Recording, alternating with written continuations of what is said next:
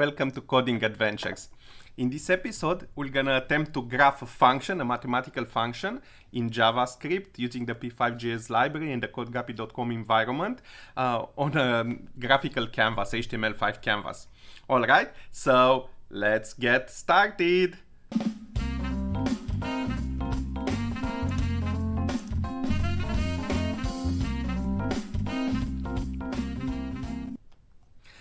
Alright, I'm here on my desktop and I open the code editor. We're gonna write the JavaScript code to graph this function. But before that, let's take our notebook and make a little bit of a plan. How do you want to implement this program? What will be the algorithm behind this graphing of a function? Shall we? So let's look here at the notebook. And let me start by drawing a canvas. Basically a graphical canvas. And here on the platform in the codeguppy.com environment, the canvas has 800 by 600 resolution. It's a fixed resolution, which will make things very easy to work with.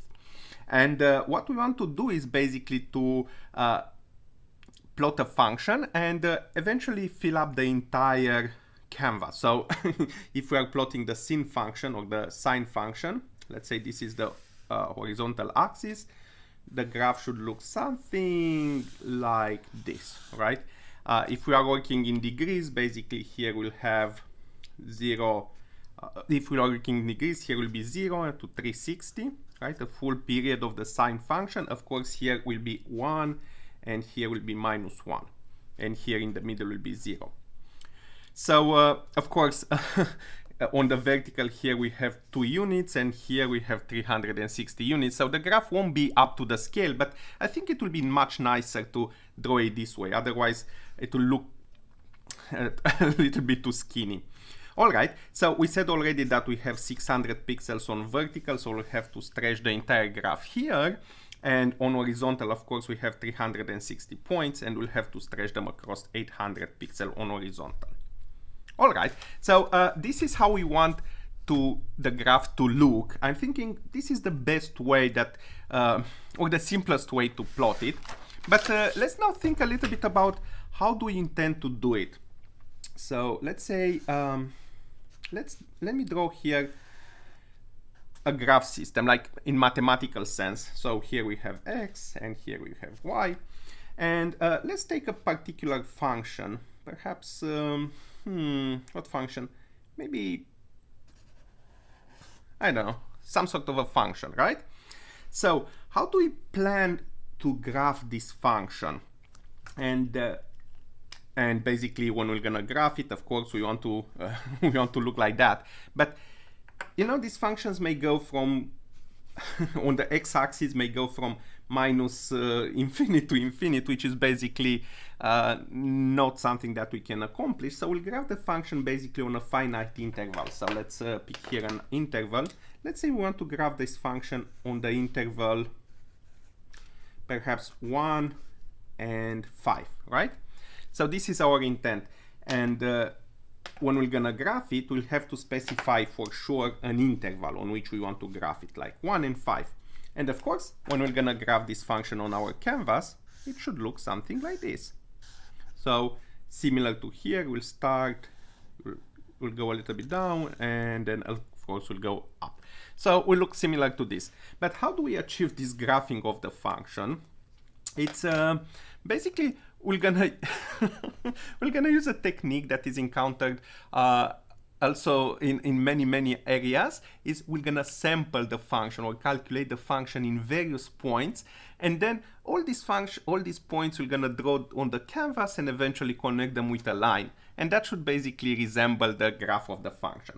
So what we want to do is to sample the function in many of these points, as many as possible. If we sample in multiple points, perhaps will give us a better resolution. So perhaps here we can say sample in 1000 points to say, right? Maybe 1000 is enough. And why we want a big number of points? Well, just to catch, just in case our function will make here a huge peak, let's say if it makes a huge peak, if we don't sample in many points, we may lose that peak because we may skip it. So it's good to sample it, or actually calculate function in many points, right?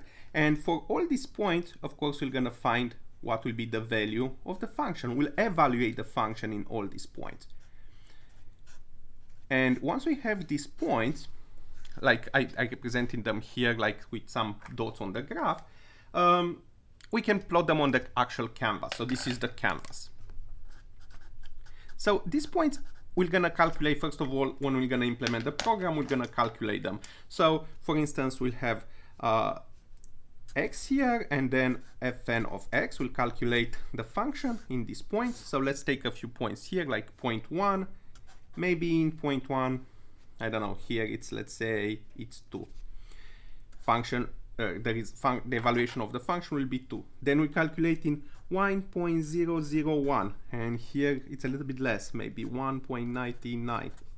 And then we'll calculate in 1.002, and here it's a little bit less, maybe 1.98, something like that, till we reach 5. And here in 5, basically, okay, it's a little bit higher, so maybe the function will be 3. So this is an important step that we want to do in a code. We want to basically have a function and create this table, right? Obtain this value, evaluate the function on a range of values between the one that we specify, maybe 1 and 5, and for all this value, calculate fn of x.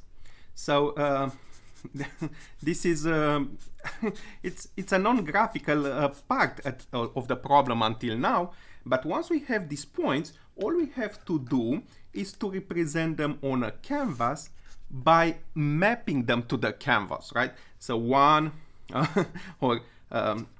well, we'll have to determine what is the minimum and maximum in here, because the maximum value we want to appear here and the minimum we want to appear here, and the same on horizontal we want to put 1 here, so, and 5 here. So in a sense we map 0, and here it's 800 pixels. We map the 1 to 5 to 0, 800, and here for the y the same. We map the maximum y here, maximum y, and here it's the minimum y that we find in this table, or minimum fn of x. We map it, the max y we map it to 0, and the minimum y we map it to 600, something like that, right? And this is the second part. And once we achieve this, hopefully we should get on the screen this nice graph of the function that should look similar to how the math graph is looking.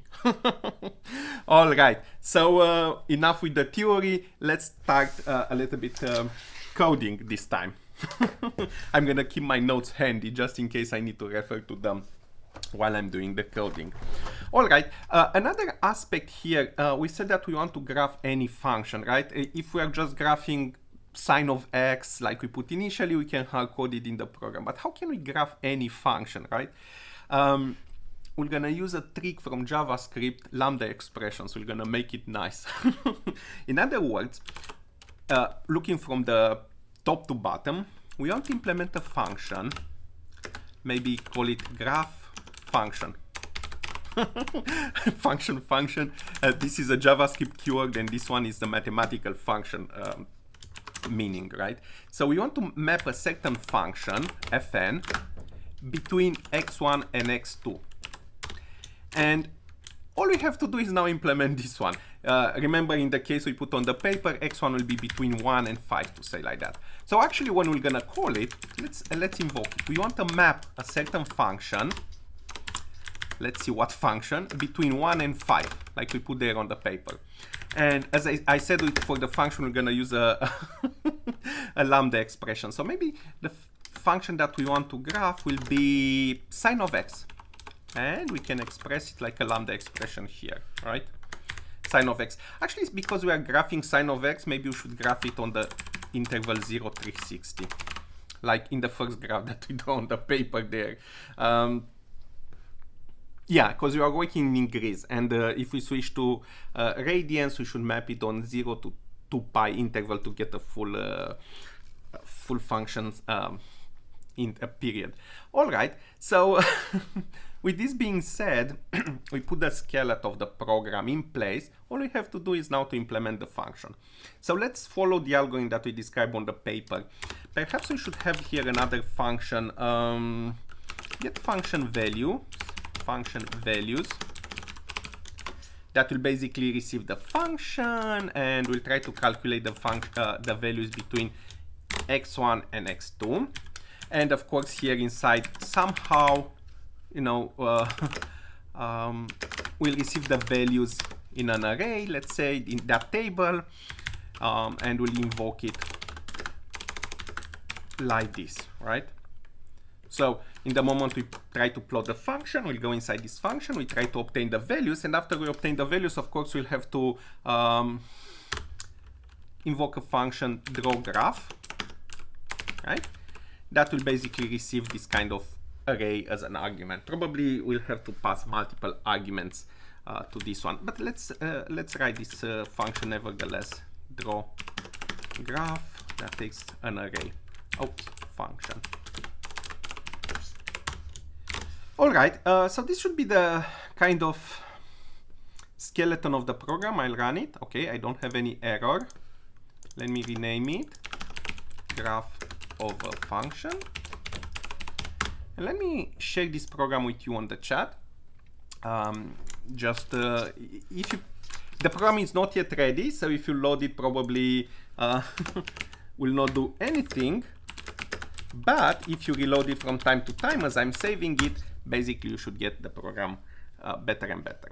All right, so let's focus now on calculating the function values between x1 and x2, right? So with a certain step, we said that basically we want to calculate maybe to sample the function or evaluate the function in 1000 points. Actually, let's pass here in how many points we want to evaluate the function, and here we're gonna invoke it just to make it a little bit more generic, right? So we want in this to evaluate the function in this number of points. So let's have the x will go from x1, x is less or equal than x2, right? And x plus is not plus plus, actually we'll have to go with a certain step based on n. So let's calculate that step before. Step is basically x2 minus x1, we divide it by n, right? So imagine 5 minus 1, 4 divided by 1000. So that will be a very, very, very tiny step. So we loop through the x using this step. And for this, we'll just calculate the y, being evaluating the function fn that we receive as an argument in this point x. All right, so we calculated. Now all we have to do is basically to persist the value. So let's have an empty array here. It's empty array, and now let's push in an array. Let's push in the array x and y, basically a small object made of x and y, basically the x and the value in that point, so we can create that table that we said. So at this end we can return AR. It looks okay to me.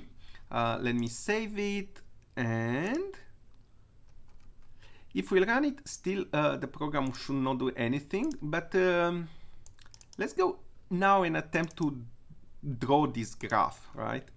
First of all, okay, whatever we're receiving, we're passing here. Let's just print it. Hopefully will not freeze the program because there are lots of values in this array. Let me run it. Oh, it's array, which is fine. Let me do a simple loop. Let v of AR, and we're gonna print instead v.x and v.y with yeah, maybe like this. So let's run it. Oops, I think I frozen my computer. Let's wait a little bit. Hopefully, yep, it's fine. Oh, because I evaluated the sign of x on this big interval with a very, very, very tiny step. So anyway, we can see sine of 0 is 0, sine of 0.36 is this value, and so on and so forth. And as it grows, this number is approaching 1, should approach 1, because sine is growing. Yep, it's it's in here for sine of 90 degree, which is this is close to 90 as far as we can tell, and after that, after 90 degrees, starts to go down as well, and up to the last point here. All right, so we are in good shape. We basically evaluated the functions in all these points that we mentioned. All right, let's refer to the sine function before. Let's refer to this graph better, right? Oh, but we have to do something. So we evaluated the function. Now we have to draw the graph, but we have to stretch it, right? Because normally sine function, on vertical, it goes up to 1. Here is 1, and here is -1. So it's tiny on vertical, but on the x-axis, the entire period is 360. And if we put more, it will be even more. But anyway, we have to map now the 0 to 360 to the 0 to 600, which how many pixels are here, and then map -1 to 1 to basically the vertical interval here. So what will be interesting to find out what is minimum x, but we know minimum x is x1, so we need to map x1, x2 to basically, oops, we need to map them to x1 we map it to 0, and x2 we map it to 600 on horizontal, and then here on vertical we need to map maximum y. So the maximum value that the function we calculated on this interval, we need to map it to 0, and minimum y, we need to map it to here it's 800, because there are 800 pixels, and minimum y, we need to map it to 600, right? There are 600 pixels on vertical. So in here, and 800 of course to this one. So it's okay. We know already we know the x1 and x2 because it's the one that we're passing when we are evaluating the functions, but we don't know the maximum y and minimum y, but we can calculate them very easily. So let's switch to the code, and eventually okay, and let's switch to the code. So what we can do is we invoke this function. So let's put a command here. Evaluate function fn in a series of points between x1 and x2. So this one is doing, and it returns a table with values x, y. So okay, so we have this function. Now what we can do, we can and basically this is an array, right? A table slash array. We can create a function to calculate the minimum, to find the minimum y in this array, and then another function to find the maximum y in this array. And we did this exercise many times in the past to find the minimum element and maximum element in an array. That should be pretty easy. We can have this like this one, find min y, and we'll receive this array, and then we can have function find max y, and we receive this array. We'll receive this array and we'll return as a number, and then in the draw here we're gonna invoke these functions. Find min y of this array, and then max y, find max y, and this array. So that's one option, but I think we can do a little bit better, because if we implement these functions, we'll have to loop on the array, on the entire array. We're already looping here, so why loop 3 times? Once when we find the values, one to find min y, one to find max y. I think we can do better, so we're gonna remove these ones. And actually, as we calculate the function, let's calculate also what will be the minimum and the maximum y. All right, so let's have inside here, let's assume first of all that minimum, yeah, we calculate just minimum y and maximum y, so we'll just name in mine, not and let's assume, you know, we implement that algorithm that we implemented so many times, but let's assume this one is basically infinity. So basically a very, very big number. This is a construct in JavaScript. And once we find the first value smaller than this one, immediately we assign that one. So let's start with assuming that with some a little bit wrong assumption, but very safe. And this one is minus infinity. And now as we are calculating the function and we are pushing here, let's compare also if this value that we just found, if y is less than the minimum, right? Immediately minimum becomes this new value.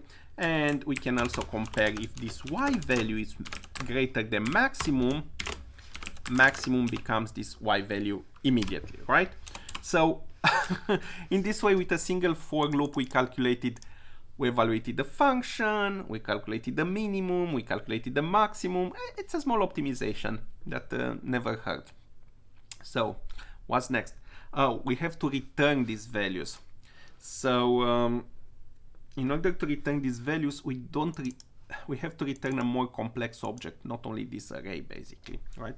So let's return an object made up of, say, values, and we return AR as value, and then min and max as the other two properties of the array, right? So when we're gonna invoke now the function, we return an object with three properties: the actual values, the one that we calculated and we saw that they are correct, and then the minimum and maximum. So here basically this one will receive these values. So let's see, we are inside the function. We are inside this function here. We calculate, we invoke to get the values. Maybe we should extract them here. Yeah, maybe we should extract them, and we make the graph function receive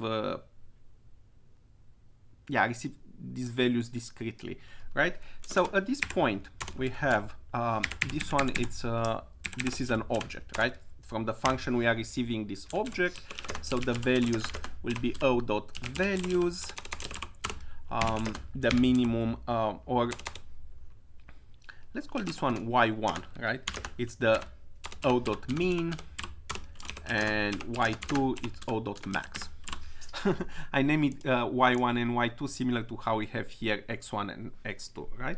And now we can invoke the draw function. We can pass the values.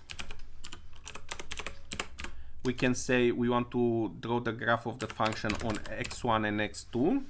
And also we can pass to this function now, we can also pass to this function the y1 and y2. So this function will have everything that it needs basically to draw the graph, right? So let's go in this one. And okay, we'll receive an array of values. We can leave it here AR, or there can be values. Yeah, values is fine. And here we receive x1, x2, y1, y2. Let's see the prototype again. It matches the invocation. It matches the invocation. All right, so we are in good shape here. We don't need, of course, these lines, and we don't need to draw it. So let's see how we're gonna implement this particular function. Obviously, we need to loop through all the values, and each value map it to actually the canvas pixel there and draw it somehow. So let's implement a loop, and we're gonna use a for I instead of for of, because we have to access the current value and the next value, and we'll see in a while why, because we want to connect them with a line. And we'll start with I0, I less than values dot length. Let's go one less, because we want to access also the next one after that, so we don't want to risk into going into problems, right? So we are looping to this one. So what will be the x at this point? X will be values of I dot x, and y will be values of I dot y.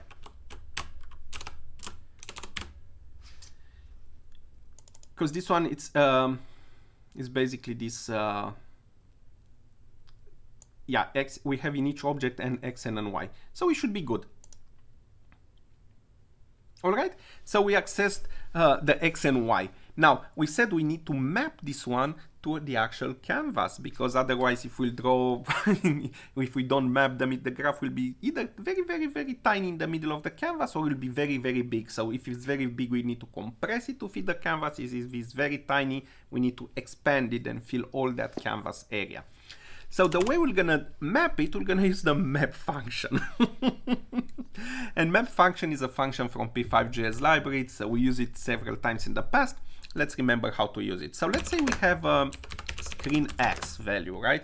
And screen x, we are mapping x that goes between x1 and x2, and we are mapping between 0 and the last value on the horizontal, which is 799, or we can say width -1. Width is a constant that gives us the width of the canvas. So width -1 is 0 to 7, so it's 799. Because 800, there are 800 pixels, but we don't want to go outside one. All right, so looks fine. And then screen y, we map y that goes between y1 and y2. And now we know these values. They are the minimum y and maximum y. And we want to map it between 0 and height -1. Actually, we'll not map it like that. We'll map them in reverse. And the reason we are mapping in reverse is because, let's look here again. In math, the y goes up, right? And x goes to the right. Here on our canvas, x still goes to the right, but y goes down. So because of this thing, we want, when the y is maximum, we want to map it on the canvas to 0 value. And when y is minimum here, we want to map it to the 600, like we put here actually, right? So we map it in reverse in order to not have the graph flipped. So yeah, that should be fine. And now we have a point that we calculated with the function. We have it mapped to the screen. Let's do the same for the next point that we have here, right? The like we did for the x and y. Let's say for the next x and next y. So which will be basically we'll have to duplicate this code a little bit here. But so basically next x we said, or x next, x next, and y next. The next value after x. And that one should be I + 1. And now you see why I, when we iterated, we stopped with 1 before, because we are accessing here +1.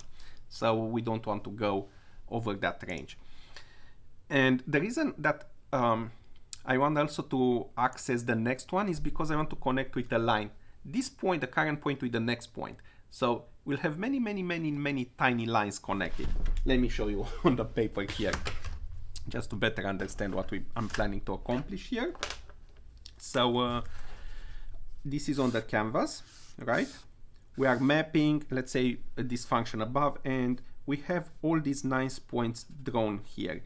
If we just use the point instruction to plot them, they look like that, which they may look a little bit discrete. They are not what we want to achieve, but if I'll calculate this one, let's say this is the x and y, and this one is the x next and y next. At any point when we are looping, we can just connect with small segments of line the current point with the next one. So basically we should have a kind of a continuous graph. Hopefully. So let's see if the graph turns out correctly. But that's what we are doing here. And let's map also x next and y next to the screen as well. So I'm gonna duplicate these lines and let me adjust them. So screen x next, I'm just using this suffix here, and we are mapping x next and y next. And the rest should remain the same basically, right? Because they go between the same thing. And we are done. Now it's time to connect this point. So we'll have a line, like we said, between screen X and screen Y and screen X next and screen Y next. All right, let me save you. So if you are watching this live, you can reload the program and let me run it, see if I get anything on the screen. Wow, this is impressive. It worked from the first time. That's kind of interesting, but it's a good accomplishment. So we have the sign of the graph of the sine function plotted on the interval 0, 360, which is looking exactly like we want, right? And since this codeguppy.com is based on p5.js, we can use p5.js functions. So let's switch to radians. If we switch to radians, we can plot it on 2π interval here. We should get the same thing, right? Should get the same thing. Let me save it. What about if we plot it on 5πs? Yep, works correctly. Let's animate this one. I'm thinking of creating a rolling window. Like on horizontal, X and Y are not between 0 and 5π, but they start at certain position, probably 0, but then it goes either to the left or right. So let's have a variable here, start, that is 0, and then we're gonna implement the function loop. The function loop is a special function. We don't have to invoke it ourselves. The browser is invoking for us 60 times per second, so we can achieve animations this way. We clear the canvas and we're gonna move the graph of the function inside here. And if we are doing just like this, should not be any different, all right? But we want to plot it from start to start plus 5π. So we keep the interval, but now we increase start or decrease. We'll see. It's going too fast. 0.1. All right. So this is the animated graph of the sine function. All right. All right with playing. Let's test it for other functions. But if you like this one, save it. Make a copy of it. For now, I'm gonna just remove the animation because I want to make sure that implementation works fine and it's solid for any other function. So graph of the function. We can keep angle mode radians if we want, or we can just default it to degrees. Yeah, we can default it to degrees. So this function we saw is working. 360, it's fine. 360 degrees times 2, we should have 2 periods. All right, we have 2 periods. What is a little bit difficult to see right now is to actually get a glimpse of the values. So what is good is to implement perhaps to display also the axis, right? That should give us a little bit of a more a better understanding of what we are seeing here. So in the same graph functions, let's also say draw axis. So we're gonna create a function, draw axis. And of course, axes are just 2 simple lines. The question is, axes, they go through 0 and 0, right? So, and depending on the interval, for instance, here, yeah, let's make the draw axis receive x1, x2, y1, y2 as values. X1, x2, y1, and y2. So the horizontal, so basically there will be an axis between x1 and x2 and another axis between y1 and y2. Of course, if x1 should be less than 0 and x2 greater than 0, will be between them. If they are not, and the same for y1 and y2. So we can use the same map function to find, for instance, the axis x, and we can map the constant 0 that goes between x1 and x2, and we'll map it that goes between 0 and width -1. Something like that.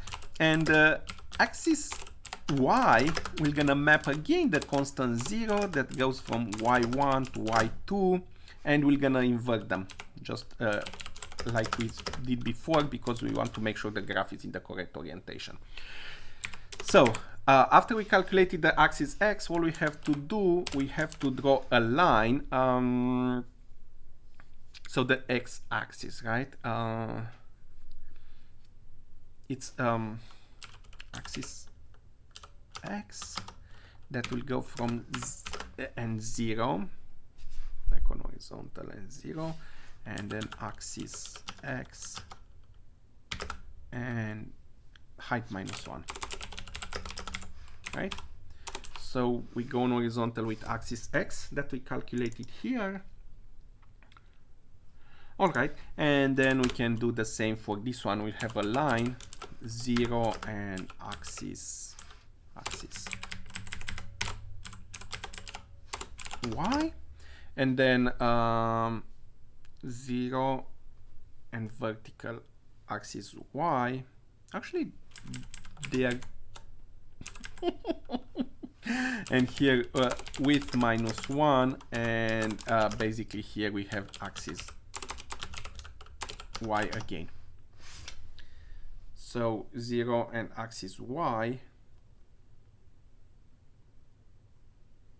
Actually, this is I put axis x and y, but they so we have them. We have a line here and a line here, but I think this one, the second the second one is actually the x-axis, not the y-axis.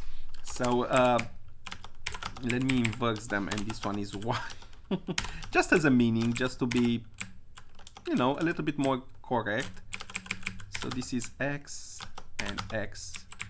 Now should be the same, but anyway, we have the meaning of the variable should be better, because right, the axis x is between the y. And now we can make an optimization here. Even we can say if x1, if 0 is between x1 and x2, only then draw this one, and the same we can do these ones. Otherwise, the line may draw things off canvas, but it's fine. It doesn't matter. So let's draw this one with a different color. So perhaps this one is stroke black, and this one is stroke weight 1. Let's make them axis black, and eventually the graph will make it blue or something like that. Draw graph function. Where is that one? Indeed, the other one. All right, here. All right. Let me move this around just to have it in front of calculating the values, and eventually in front of drawing the axis. Or after the axis. All right. Here, and this for this one, let's have a stroke blue and stroke weight or navy, some sort of a interesting color, and perhaps a little bit thicker.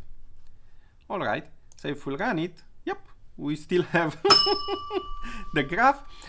Now we don't see too well the y-axis, but if we are representing from -180 to 180, we should still have the same interval, but the axes are in the middle, which looks a little bit nicer, right?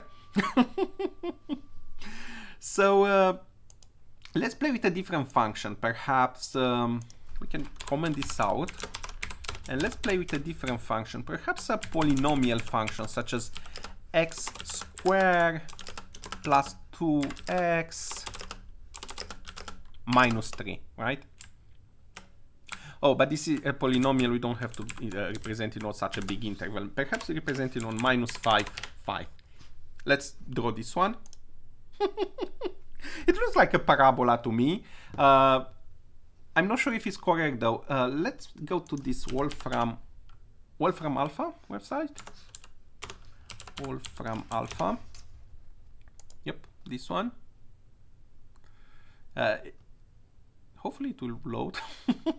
Yeah, it's loading. And let's try to plot the same function here. X squared plus 2x minus 3.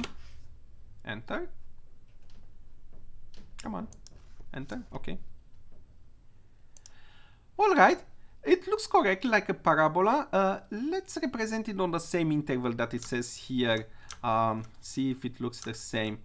X from minus 3.4 to 1.4. X from minus 3.4 to 1.4. 1.4. We'll run it. And indeed is looking like the all from alpha. If I'm looking correctly here, so it's kind of the same, right? Here we have minus 3, here we have 1, and it goes down exactly like it should be. Let's represent it also on minus 13 and 11 in our code. Minus 13, oops, minus 13 and 11, and if we'll run it, yep, looks exactly like this one. So I think we have a success. What we are missing here is to basically draw this kind of a few tick marks eventually on the axis, or eventually even put some points like we have here in all from alpha. That will give us a better indication of what's happening here.